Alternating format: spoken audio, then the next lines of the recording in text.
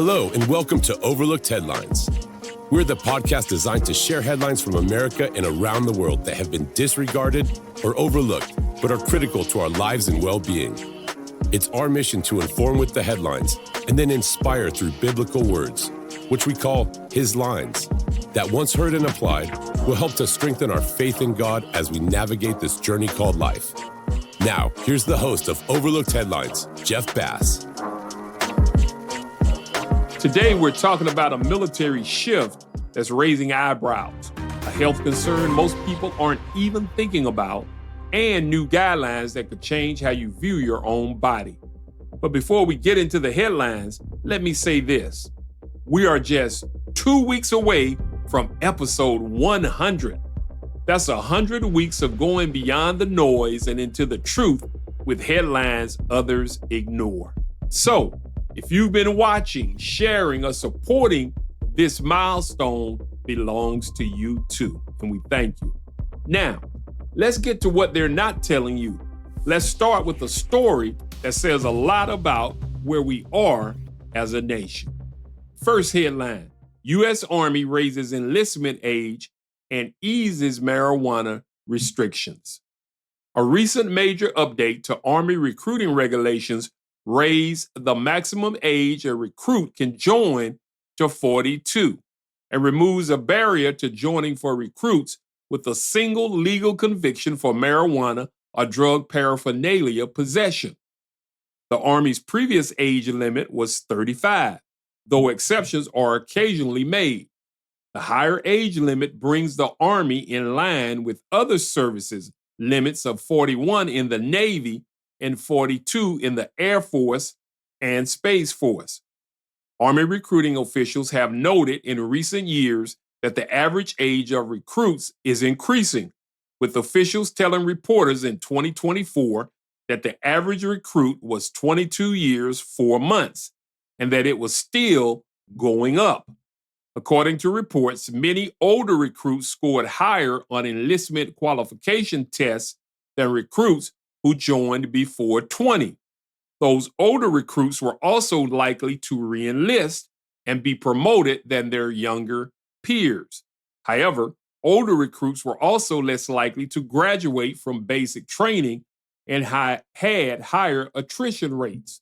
The older enlistment cap is the latest in the military's multi-billion-dollar overhaul of recruiting launched after years of missed recruiting goals. The Army, which is the largest branch in the military, failed to meet annual recruiting goals in 2022 and 2023. Changes in recent years to the Army's recruiting enterprise include installing a pre-boot camp prep course for recruits who don't initially meet fitness and academic standards, and creating marketing strategies to move the Army's messaging past the post-9/11 wars and appeal to Gen Z. The changes also reflect a changing Army workforce with more education and job skills. The Army also changed a specification in its waiver process for drug offenses. According to the regulation, recruits no longer need a waiver for a single conviction of possession of marijuana or possession of drug paraphernalia like bongs, roach clips, miniature spoons, and various pipes. Under the previous regulation, a recruit with one conviction for possession of marijuana or drug paraphernalia required a waiver from officials in the Pentagon.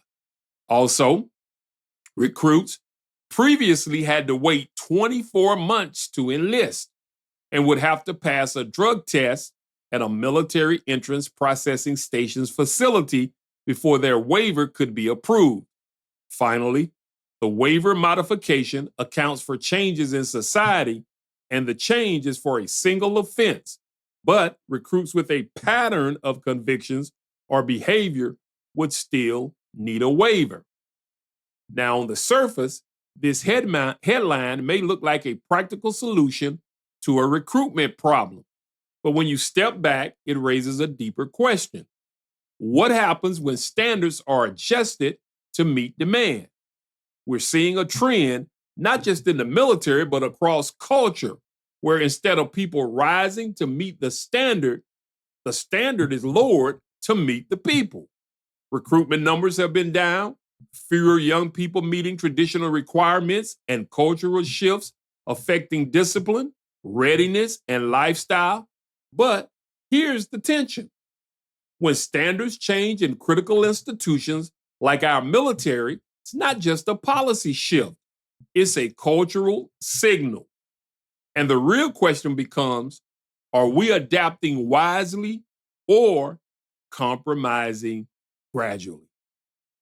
But while policies are shifting on one front, there's something happening quietly on another that could be impacting your health every single day. A recent study is now showing that U.S. adults are reporting health issues they believe are linked to wireless radiation. Second headline, study finds U.S. adults report health issues from wireless radiations. That's right, wireless radiation. A new study published this March in the journal Next Research indicates that a significant portion of the adult population in the U.S., Australia, and Canada attributes adverse health effects to exposure to wireless radiation from common devices and infrastructure. The survey that was conducted in 2022, but the recently released results found that 12.5% of U.S. adults, approximately 1 in 8, reported negative health impacts from sources such as cell towers, cell phones, and Wi-Fi routers. Similar rates were reported in Australia and Canada, suggesting that over 26 million adults across these countries may be affected, according to the study. The findings have prompted renewed discussion among researchers and advocates about the public health implications of wireless technologies, particularly for vulnerable populations like our children. Authors of the study stated that sensitivity to wireless radiation is a diagnosable medical condition. Many people report feeling unwell around sources of electromagnetic radiation, known as EMR, in wireless devices. The study also noted that 10.1% of U.S. respondents reported having been medically diagnosed as sensitive to wireless radiation. Common symptoms reported include headaches, dizziness, cardiovascular problems, difficulty concentrating, nervous system effects, irritability, insomnia, fatigue, burning face sensations, and nausea. Of those reporting health effects from wireless radiation across the 3 countries, approximately 80% reported chemical sensitivity. Over 70% reported asthma or an asthma-related condition. Over 50% reported autism, and over 80% reported fragrance sensitivity. Also, inflammation is an underlying factor in many of these health conditions, which could explain the surprisingly large overlap found between wireless sensitivity and autism and wireless sensitivity and asthma. While the survey involved adults, the study's authors expressed concern about the implications for children's health. For instance, research has indicated that children's brains absorb more radiation from cell phones than adults. Another study found that children exposed to elevated levels of extremely low-frequency magnetic fields face more than double the risk of developing central nervous system tumors.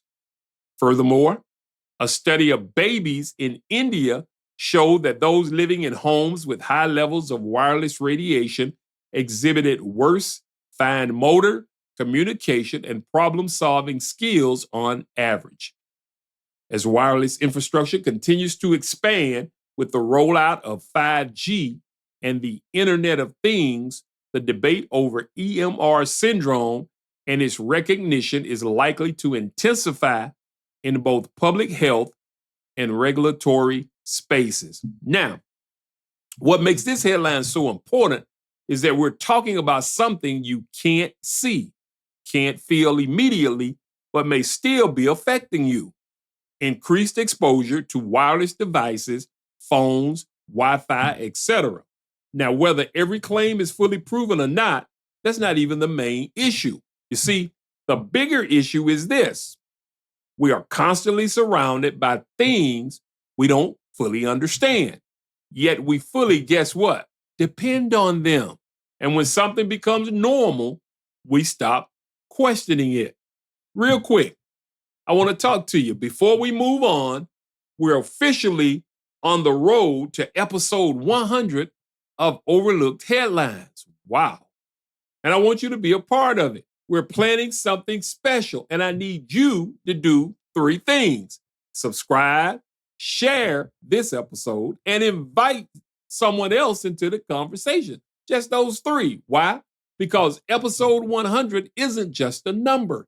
It's a statement, and we're just getting started. Thank you for being a part of the Overlooked family. We appreciate you. Stay where you are. Hey, I've got more Overlooked Headlines. Still to come, our top headline. And don't miss his lines right here on Overlooked Headlines. Now, our final headline talks about our body, our habits, and our long-term health. Third headline, some new cholesterol guidelines. On March 13, the American College of Cardiology and American Heart Association released updated cholesterol guidelines that could help you prevent heart disease decades before it starts by giving you clearer, easier to understand targets to work toward. Hey, that's some great news. So let's unpack what's changed in this year's cholesterol guidelines update. Adults in their 30s and up are now included in the risk assessment group rather than adults 40 and up. The new guidelines expand risk assessment to adults ages 30 to 79 now and consider both short and long-term risk. This means younger people will be screened for cholesterol issues, and screenings may happen even more often for those with risk factors like family history or blood pressure, autoimmune disease, or pregnancy complications. These new guidelines recognize that heart disease doesn't develop overnight. It takes decades to develop. Instead of waiting until risk is high later in life, doctors are now looking at long-term, say 30-year risk, not just 10-year risk, and are paying closer attention to people who have a high LDL when young or a strong family history of heart disease. This shift may lead to earlier lifestyle changes and, for some people, the use of medications so that plaque buildup is prevented long before a heart attack occurs. The updated guidelines bring back specific LDL cholesterol goals, which were less emphasized in the 2018 recommendations. For people at low risk of heart disease, LDL should be under 100 milligrams, while those at higher risk may be advised to aim for under 70 mg, and those at very high risk for under 55 mg. The updated approach is simpler since patients will know their target LDL number and whether they are on track. Now, however, doctors add that some patients may be advised to aim for lower LDL levels than they were previously told, especially if they have a history of heart disease, diabetes, kidney disease, or a strong family risk. Lastly, the new cholesterol guidelines highlight lipoprotein, or LPA, as an important risk marker and recommend one-time testing in adulthood.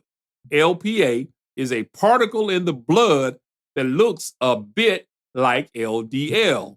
It's mostly genetics. Being born with high LPA can significantly increase your risk of heart attack, stroke, and aortic valve disease. It can uncover a hidden risk if the rest of your cholesterol panel looks okay. So, if the LPA is high, your doctor may take a more proactive approach and recommend additional testing. The bottom line, on the new cholesterol guidelines is that the more we learn about how the body works, the better we get at protecting it. These updated guidelines give you clearer cholesterol targets, earlier screening options, and a smarter roadmap to keep your heart healthy for decades to come. Hey, that's some great news. Don't move. His lines are coming up. Hey, if you're enjoying this episode, then we'll think you'll love connecting with us on our social media platforms as well, because we post frequent news bites, tips, and alerts to keep you informed and inspired. Now, let's get back to more overlooked headlines with Jeff Bass. Now, it's time for His Lines, where we take a closer look at these headlines from a biblical perspective taken from the Bible, God's Word. Today's headline on a recent study finds that U.S. adults are reporting health issues linked to wireless radiation points to a powerful truth. There are dangers you can't see. Because while the world is just beginning to wrestle with what unseen radiation might be doing to our physical bodies, there's an even greater reality we have to understand. You see, there are unseen influences that impact us spiritually every single day. Forces that don't announce themselves and influences that don't make noise, but if we're not careful, they will shape how we think, how we live, and who we become without us even realizing it. Some things enter quietly, and if you're not discerning, they will shape you without your permission. So please, let me give you two truths we must understand. First truth, discern what you can't see. 2 Corinthians 5:7 says, "For we walk by faith, not by sight." Here's the key. Discernment is the ability to detect what is present, even when it's not visible. So, start asking yourself, what am I being exposed to daily? And is it building my faith or weakening my focus? But it doesn't stop with discernment, because once you recognize it, you move to the second truth. Guard what enters you. Proverbs 4:23 reads, "Guard your heart with all diligence, for out of it springs the issues of life." Here's the reality. What gets in you eventually comes out of you. Everything that enters your life is either depositing something or draining something. What you allow, you empower. So be intentional about what you listen to. Be selective about what you watch. And be careful about the environments you consistently stay in. Why? Because exposure leads to influence, and influence shapes direction. So whether it's something in the air or something in your environment, never forget this. What you don't see can still shape who you become. That's His Lines for Overlooked Headlines. I'm Jeff Bass. Be blessed. I'll catch you next week. And remember to stay informed, stay aware, and as always, stay overlooked. Thanks for joining us. We hope you've been informed and inspired. Like us, tell a friend, and connect with us via Facebook, YouTube, or email us at neveroverlooked@gmail.com. That's neveroverlooked@gmail.com. Check us out next time on Overlooked Headlines with Jeff Bass.